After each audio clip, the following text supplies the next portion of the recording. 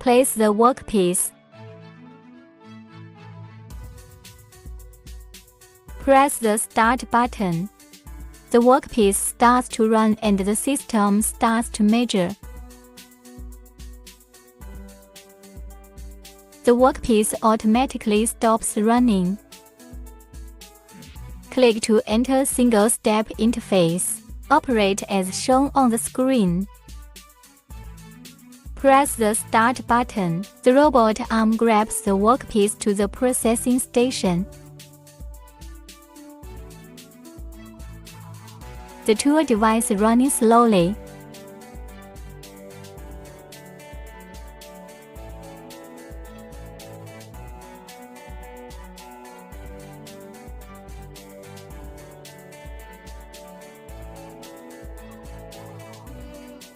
When the tool touches the workpiece surface, the tool device automatically returns. Robot arm grabs the workpiece back to the measuring station.